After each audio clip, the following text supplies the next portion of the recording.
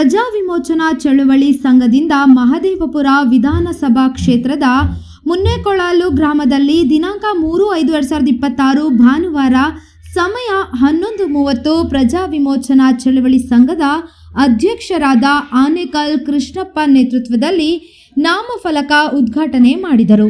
ಈ ಸಂದರ್ಭದಲ್ಲಿ ರಜಿಯಾ ಬೇಗಂ ಜಿಲ್ಲಾಧ್ಯಕ್ಷರು ಬೆಂಗಳೂರು ನಗರ ಜಿಲ್ಲೆ, ರಾಜಪ್ಪ ಗೌರವಾಧ್ಯಕ್ಷರು ಬೆಂಗಳೂರು ನಗರ ಜಿಲ್ಲೆ, ಗುಂಜೂರು ವಿಜಯಕುಮಾರ್ ಪ್ರಧಾನ ಕಾರ್ಯದರ್ಶಿ ಬೆಂಗಳೂರು ನಗರ ಜಿಲ್ಲೆ, ಹಳೆಹಳ್ಳಿ ರವಿ ಜಿಲ್ಲಾಧ್ಯಕ್ಷರು ಬೆಂಗಳೂರು ನಗರ ಜಿಲ್ಲೆ, ಚಿರಂಜೀವಿ ಜಿಲ್ಲಾಧ್ಯಕ್ಷರು ಬೆಂಗಳೂರು ದಕ್ಷಿಣ ಜಿಲ್ಲೆ, ರಮೇಶ್ ಪ್ರಧಾನ ಕಾರ್ಯದರ್ಶಿ ಬೆಂಗಳೂರು ನಗರ ಜಿಲ್ಲೆ, ಮಂಜುನಾಥ್ ಉಪಾಧ್ಯಕ್ಷರು ಬೆಂಗಳೂರು ನಗರ ಜಿಲ್ಲೆ, ಗುಲಾಬ್ ಜಾನ್ ಮತ್ತು ಕಾರ್ಯಕರ್ತರು ಹಾಗೂ ಗ್ರಾಮಸ್ಥರು ಭಾಗವಹಿಸಿದ್ದರು.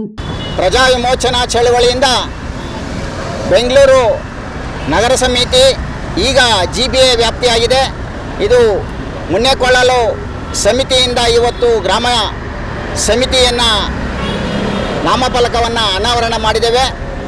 ಇಲ್ಲಿ ಆಗಮಿಸಿರ್ತಕ್ಕಂಥ ಎಲ್ಲ ಮಹಿಳಾ ಪದಾಧಿಕಾರಿಗಳಿಗೆ ಹಾಗೂ ಪುರುಷ ಪದಾಧಿಕಾರಿಗಳಿಗೆ ನಾನು ಅಭಿನಂದನೆಗಳನ್ನು ಸಲ್ಲಿಸ್ತೇನೆ. ಇವತ್ತು ಇಡೀ ರಾಜ್ಯದಲ್ಲಿ ಇವತ್ತು ನಿನ್ನೆ ಮುಖ್ಯಮಂತ್ರಿಗಳು ರಾಜ್ಯ ಕಾರ್ಯದರ್ಶಿಗಳ ಒಂದು ಸಭೆಯನ್ನು ಮಾಡಿದ್ದಾರೆ. ಇಲ್ಲಿ ಬೇಸಿಗೆ ಕಾಲ ಇರೋದರಿಂದ ಇವತ್ತು ಕುಡಿಯುವ ನೀರಿಗೆ ಭಾಳಷ್ಟು ತೊಂದರೆಗಳಾಗ್ತಾ ಇದೆ. ನಗರ ಪ್ರದೇಶ ಇರ್ಬೋದು, ಗ್ರಾಮೀಣ ಪ್ರದೇಶಗಳಲ್ಲಿ ಇರ್ಬೋದು. ಅದರಲ್ಲಿ ವಿಶೇಷವಾಗಿ ಶೋಷಿತ ಸಮುದಾಯಗಳು, ಅಲ್ಪಸಂಖ್ಯಾತರಿಗೆ ಭಾಳ ಬಡತನದಲ್ಲಿರ್ತಕ್ಕಂಥವ್ರಿಗೆ ತೊಂದರೆಗಳಾಗ್ತಾ ಇದೆ. ಹಂಗಾಗಿ ನಾನು ಈ ರಾಜ್ಯದ ಮುಖ್ಯಮಂತ್ರಿಗೆ ಒತ್ತಾಯ ಮಾಡ್ತೇನೆ, ನೀವು ಕೂಡಲೇ ಏನು ಕುಡಿಯೋ ನೀರಿಗೆ ವಿಶೇಷವಾದ ಅನುದಾನವನ್ನು ಎಲ್ಲ ಜಿಲ್ಲಾಧಿಕಾರಿಗಳಿಗೆ ಅಕೌಂಟ್ಗಳಿಗೆ ಕಳಿಸೋದ್ರ ಮೂಲಕ ಎಲ್ಲ ಅಧಿಕಾರಿಗಳು ಕುಡಿಯೋ ನೀರಿನ ಸರಬರಾಜನ್ನು ವ್ಯವಸ್ಥಿತವಾಗಿ ಮಾಡಬೇಕು ಅನ್ನೋ ಒಂದು ಒತ್ತಾಯವನ್ನು ಮಾಡ್ತೇನೆ. ಮತ್ತು ಪ್ರಜಾ ವಿಮೋಚನಾ ಚಳವಳಿ ಇವತ್ತು ಬಲಿಷ್ಠವಾಗಿ ಎಲ್ಲ ಭಾಗಗಳಲ್ಲಿ ಇವತ್ತು ವಿಸ್ತರಣೆ ಆಗ್ತಾ ಇದೆ. ಅನೇಕರು ಹೊಸಬರು ಕೂಡ ಸೇರ್ಪಡೆಯನ್ನು ಆಗ್ತಾ ಇದ್ದಾರೆ. ಇದೇ ರೀತಿ ಮುಂದಿನ ದಿನಗಳಲ್ಲಿ ಕೂಡ ವಿವಿಧ ಭಾಗಗಳಲ್ಲಿ ಸಂಘಟನೆಯನ್ನು ಒಗ್ಗೂಡಿಸುವಂಥ ಕೆಲಸವನ್ನು ಎಲ್ಲ ಹಂತದ ಪದಾಧಿಕಾರಿಗಳು ನಾವು ಮಾಡ್ತಾ ಇದ್ದೇವೆ. ಮತ್ತೊಂದು, ಈ ರಾಜ್ಯದ ಮುಖ್ಯಮಂತ್ರಿಗೆ ನಾನು ಒತ್ತಾಯ ಮಾಡೋದೇನೆಂದರೆ, ಇಡೀ ರಾಜ್ಯದಲ್ಲಿ ಪರಿಶಿಷ್ಟ ಜಾತಿ ಪರಿಶಿಷ್ಟ ವರ್ಗದ ಭೂಮಿಗಳು ಇವತ್ತು ಉಳ್ಳವರ ಪಾಲಾಗ್ತಾ ಇದೆ. ವಿಶೇಷವಾಗಿ ಬೆಂಗಳೂರು ಸುತ್ತಮುತ್ತ ಭಾಗಗಳಲ್ಲಿ ಕೋಟಿಗಟ್ಟಲೆ ಭೂಮಿ ಇರ್ತಕ್ಕಂಥ ಭೂಮಾಲೀಕರು ಅಕ್ರಮವಾಗಿ ಇವತ್ತು ದಲಿತರನ್ನು ಬೆದರಿಸಿ ಅಥವಾ ಸಣ್ಣ ಸಣ್ಣ ಹಣವನ್ನು ಕೊಟ್ಟು ಇವತ್ತು ಅದನ್ನು ಕಬಳಿಸ್ತಾ ಇದ್ದಾರೆ. ಅದು ಒಂದು ಭಾಗ. ಆದರೆ ನಾವು ಏನು ಸಿದ್ದರಾಮಯ್ಯನವರು ವಿರೋಧ ಪಕ್ಷದ ನಾಯಕರಾಗಿದ್ದಾಗ ಸುಮಾರು ಇಡೀ ರಾಜ್ಯದಲ್ಲಿ ಎಲ್ಲ ಸಂಘಟನೆಗಳು ಒಟ್ಟುಗೂಡಿ ಧರಣಿಯನ್ನು ಮಾಡಿದ್ದೀವಿ. ಆಗ ವಿರೋಧ ಪಕ್ಷದ ನಾಯಕರಾಗಿದ್ದಂಥ ಸಂದರ್ಭದಲ್ಲಿ ನಮ್ಮ ಮನವಿಯನ್ನು ಸ್ವೀಕಾರ ಮಾಡಿದಾಗ ಅವ್ರು ಹೇಳಿದ್ರು, ಮುಂದಿನ ದಿನಗಳಲ್ಲಿ ನನಗೆ ಕಾಂಗ್ರೆಸ್ ಪಕ್ಷವನ್ನು ಬೆಂಬಲಿಸಿ ನಾವು ಮುಖ್ಯಮಂತ್ರಿ ಆದರೆ ಮೊದಲನೇ ಸಭೆಯಲ್ಲೇ ನಾನು ಏನು PTCL ಕಾಯ್ದೆಗೆ ತಿದ್ದುಪಡಿ ಮಾಡ್ತೇನೆ ಅನ್ನೋ ಒಂದು ವಿಚಾರವನ್ನು ಹೇಳಿದ್ರು. ಅದೇ ರೀತಿ ಮುಖ್ಯಮಂತ್ರಿ ಏನು ಕಾಂಗ್ರೆಸ್ ಪಕ್ಷವನ್ನು ಇಡೀ ರಾಜ್ಯದಲ್ಲಿ ದಲಿತ ಸಮುದಾಯ, ಇತರೆ ಹಿಂದುಳಿದ ಸಮುದಾಯ, ಅಲ್ಪಸಂಖ್ಯಾತರು ಕೂಡ ಬೆಂಬಲಿಸ್ತೀವಿ. ಆಗ ಕಾಂಗ್ರೆಸ್ ಪಕ್ಷ ಅಧಿಕಾರಕ್ಕೆ ಬಂದಿದೆ, ಮುಖ್ಯಮಂತ್ರಿಗಳು ಸಿದ್ದರಾಮಯ್ಯನವರು ಆಗಿದ್ದಾರೆ. ಮೊದಲನೇ ಸಂಪುಟ ಸಭೆಯಲ್ಲಿ ಕೂಡ ಅವರ ಆದೇಶವನ್ನು ಮಾಡಿದ್ದಾರೆ. ಆದರೆ ಈ ರಾಜ್ಯದ ಮುಖ್ಯಮಂತ್ರಿಗೆ ನಾನು ಕೇಳಕ್ಕೆ ಬಯಸ್ತೇನೆ, ನೀವು ಮಾಡಿರ್ತಕ್ಕಂಥ ತಿದ್ದುಪಡಿ ಏನು ಅಮೆಂಡ್ಮೆಂಟ್ ಏನಿದೆ ಅದನ್ನು ರಾಜ್ಯ ಉಚ್ಚ ನ್ಯಾಯಾಲಯ ಕಸದ್ಬುಟ್ಟಿಗೆ ಎಸೆದಿದೆ. ಹಂಗಾಗಿ ಒಂದು ಭಾಗ ಆದರೆ ಈ ದೇಶದ ಸುಪ್ರೀಂ ಕೋರ್ಟು 2017ರಲ್ಲಿ ನೆಕ್ಕಟ್ಟಿ ರಾಮಲಕ್ಷ್ಮಿ ಪ್ರಕರಣದಲ್ಲಿ ಇವತ್ತು ಪರ್ಚೇಸರ್ ಪರವಾಗಿ ಆದೇಶವನ್ನು ಮಾಡಿಬಿಟ್ಟಿದೆ. ಆ ಆದೇಶವನ್ನು ಇಟ್ಕೊಂಡು ಇಡೀ ರಾಜ್ಯದಲ್ಲಿರ್ತಕ್ಕಂಥ AC ಮತ್ತು DC ಜಿಲ್ಲಾಧಿಕಾರಿಗಳ ನ್ಯಾಯಾಲಯಗಳಲ್ಲಿ ಇವತ್ತು ಸಾವಿರಾರು ಪ್ರಕರಣಗಳನ್ನು ವಜಾ ಮಾಡಿ ಏನು ಕ್ರಯದಾರರಿಗೆ ಮಾಡ್ತಾ ಇದ್ದಾರೆ.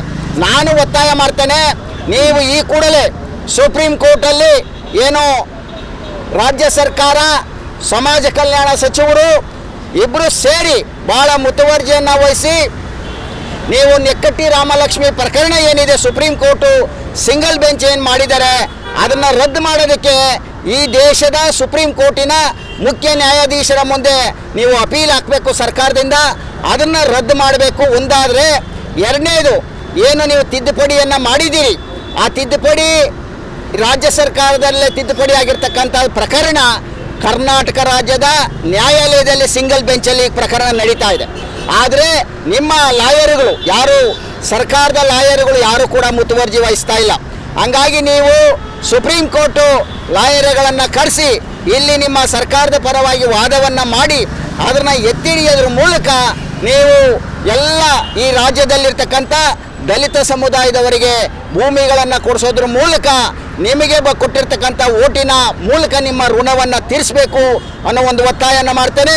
ಈ ಪೂರ್ವಕವಾಗಿ ಬಹುಶಃ ನಾವು ಇನ್ನೊಂದು ವಾರ 10 ದಿನಗಳಲ್ಲಿ ಈ ರಾಜ್ಯದ ಮುಖ್ಯಮಂತ್ರಿ, ಕಂದಾಯ ಸಚಿವರು ಮತ್ತು ಇತರೆ ಸಮಾಜ ಕಲ್ಯಾಣ ಸಚಿವರು ಸೇರಿ ಒಂದು 10 ಸಚಿವರಿಗೆ ಭೇಟಿಯನ್ನು ಮಾಡಿ ಮನವಿಯನ್ನು ಕೊಡೋದಕ್ಕೆ ತೀರ್ಮಾನವನ್ನು ಮಾಡ್ತೇವೆ. ಆ ಮೂಲಕ ನೀವೇನಾದರೂ ಎಚ್ಚೆತ್ಕೊಂಡಿಲ್ಲ ಅಂದರೆ ಅದರ ಪೂರಕವಾಗಿ ಹೋರಾಟವನ್ನು ಕೂಡ ನಾವು ಮಾಡೋದಕ್ಕೆ ತೀರ್ಮಾನ ಮಾಡ್ತೇವೆ ಅನ್ನೋ ಒಂದು ವಿಚಾರವನ್ನು ಈ ಸಂದರ್ಭ ಮುಖ್ಯಮಂತ್ರಿಗೆ ನಾನು ಒತ್ತಾಯ ಮಾಡ್ತೇನೆ. ಇವತ್ತು ಏನು ನೀವು ಬರೀ ಸುಳ್ಳು ಆಶ್ವಾಸನೆಗಳನ್ನು ಕೊಡೋದನ್ನು ನಿಲ್ಲಿಸಿ, ನೀವು ಕೊಟ್ಟಿರ್ತಕ್ಕಂಥ ಏನು ಇವತ್ತು ಉಚಿತ ಆಶ್ವಾಸನೆಗಳು, ಉಚಿತ ಗ್ಯಾರಂಟಿಗಳಿಂದ ಬದಲಾವಣೆ ಆಗ್ತಾ ಇಲ್ಲ.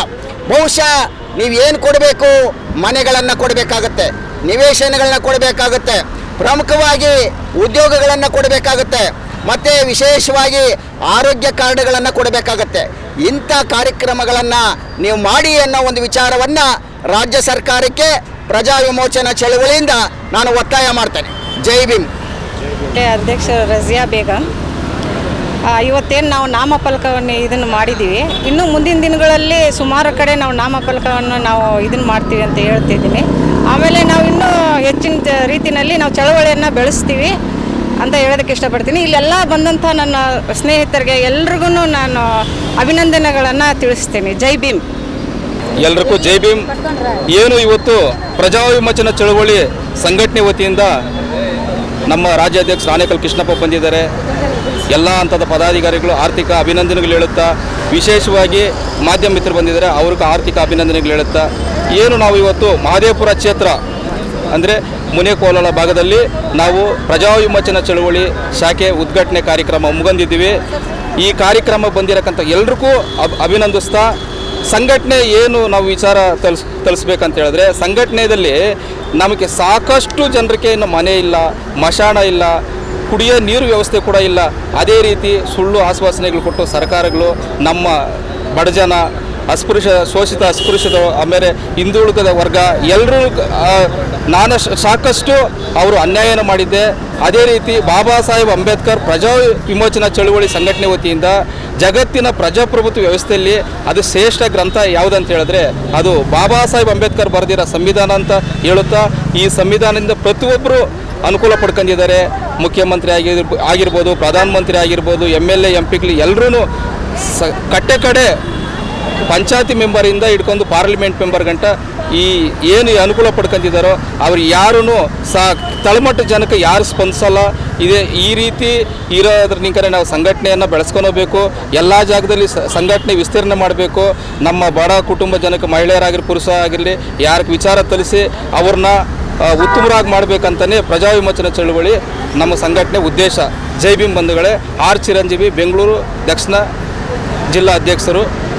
ಜೈ ಭೀಮ್. ಏನು ಇವತ್ತು ಪ್ರಜಾ ವಿಮೋಚನಾ ಚಳವಳಿ ವತಿಯಿಂದ ನಮ್ಮ ರಾಜ್ಯಾಧ್ಯಕ್ಷರಾದಂಥ ಆನೇಕಲ್ ಕೃಷ್ಣಪ್ಪನವರ ನೇತೃತ್ವದಲ್ಲಿ ಮುನೇಕೊಳಲ ಗ್ರಾಮ ಶಾಖೆ ನಾಮಫಲಕವನ್ನು ಇವತ್ತು ನೂತನವಾಗಿ ಅನಾವರಣ ಮಾಡಿರ್ತೀವಿ.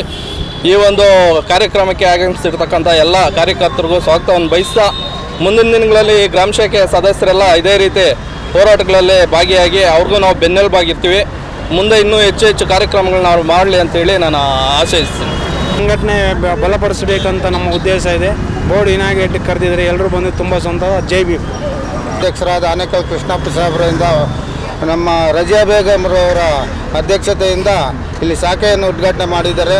ಎಲ್ಲರಿಗೂ ಜೈ ಭೀಮ್ ಹೇಳ್ತಾ ಜೈ ಭೀಮ್, ಜೈ ಭವನ್.